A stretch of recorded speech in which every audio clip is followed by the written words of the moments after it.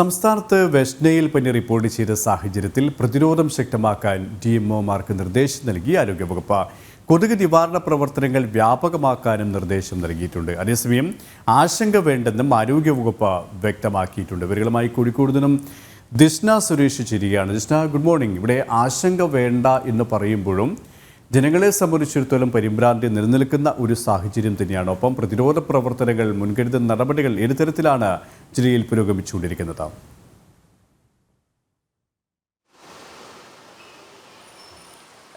Good morning. സൂചിപ്പിച്ചതുപോലെ തന്നെ കോഴിക്കോട് ജില്ലയെ സംബന്ധിച്ചിടത്തോളം ആരോഗ്യ വകുപ്പ് വലിയൊരു ജാഗ്രതാ നിർദ്ദേശം തന്നെയാണ് പുറപ്പെടുവിച്ചിട്ടുള്ളത്.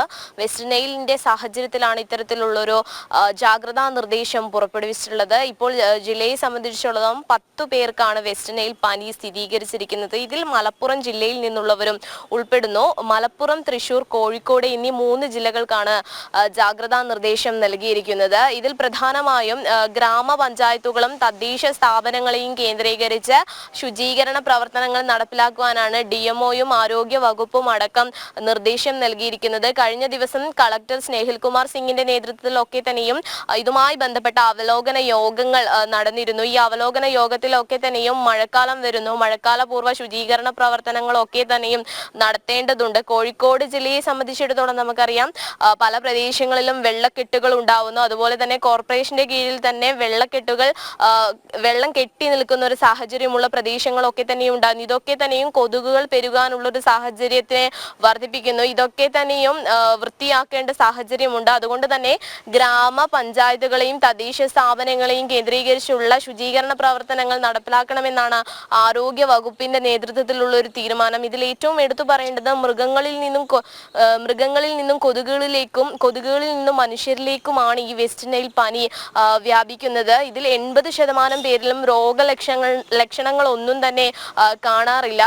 പനി, തലവേദന, ഛർദി തുടങ്ങിയവയാണ് പ്രധാന ലക്ഷണങ്ങളിൽ ഉൾപ്പെടുന്നത്.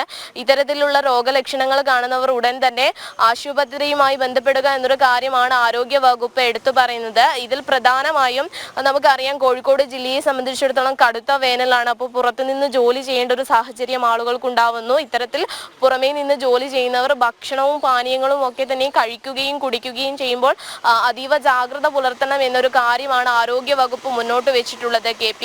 പ്രധാനമായും ശുദ്ധമായ ജലം കുടിക്കുവാൻ ശ്രദ്ധിക്കുക എന്നൊരു കാര്യമാണ്. അതോടൊപ്പം തന്നെ വ്യക്തി ശുചിത്വം പാലിക്കുക എന്നൊരു കാര്യവും ആരോഗ്യ വകുപ്പ് ജാഗ്രതാ നിർദ്ദേശം. ഇവിടെ ഈ കോഴിക്കോട് ജില്ലയെ സംബന്ധിച്ചിടത്തോളം നമുക്കറിയാം, എല്ലാ കാലത്തും പല മഹാമാരികളും കടന്നുപോയ ഒരു ജില്ലയാണ്. അത്രത്തോളം പരിക്കേൽപ്പിച്ച ഒരു ജില്ലയാണ്. നിപ അടക്കം നമുക്ക് മുന്നിലുണ്ട്. അതുകൊണ്ട് തന്നെ അവിടെ ഒരു പകർച്ചവ്യാധി വരുമ്പോൾ സ്വാഭാവികമായും ജനങ്ങളെ സംബന്ധിച്ചിടത്തോളം വലിയ ആശങ്കയിലെയും അവിടെ താമസിക്കുന്നവർക്ക് മാത്രമല്ല അവിടെ വന്നു പോകുന്നവർക്ക് പോലും വലിയ ആശങ്കപ്പെടുത്തുന്ന ഒരു സാഹചര്യമുണ്ട്. അതുകൊണ്ട് തന്നെ ആശങ്കപ്പെടേണ്ട സാഹചര്യമില്ല എന്ന് അധികൃതർ പറയുമ്പോഴും DMO അടക്കം പറയുന്നു, ജില്ലാ കളക്ടർ അടക്കം ദിഷ്ണ പറഞ്ഞതുപോലെ തന്നെ സൂചിപ്പിക്കുന്നു. പക്ഷേ എങ്കിലും ജനങ്ങളെ സംബന്ധിച്ചിടത്തോളം സ്വാഭാവികമായും ഒരു പരിഭ്രമം ഉണ്ടാകും. അത് പരിഹരിക്കാനുള്ള അടിയന്തര നടപടികൾ എന്ന രീതിയിൽ എന്തൊക്കെയാണ് പ്രാഥമികമായി ഇപ്പോൾ ചെയ്തുകൊണ്ടിരിക്കുന്നത്? ഒപ്പം പ്രതിരോധ പ്രവർത്തനങ്ങൾ ദിഷ്ണ പറഞ്ഞതുപോലെ തന്നെ ഇപ്പോൾ പലയിടങ്ങളിലും വേനൽ മഴ ലഭ്യമാകുന്ന ഒരു സാഹചര്യമുണ്ട്. വെള്ളക്കെട്ടുകളടക്കം ഒഴിവാക്കേണ്ടതുണ്ട്. പ്രത്യേകിച്ച് കൊതുകിലൂടെയാണ് ഈ വൈറസ് മനുഷ്യ ശരീരത്തിലേക്ക് എത്തുന്നത്, ഈ രോഗം മനുഷ്യ ശരീരത്തിലേക്ക് എത്തുന്നത്. അതുകൊണ്ട് തന്നെ പ്രതിരോധ പ്രവർത്തനങ്ങളും മുൻകരുതൽ നടപടികളും ഒപ്പം ജാഗ്രതയും എത്രത്തോളമാണ്?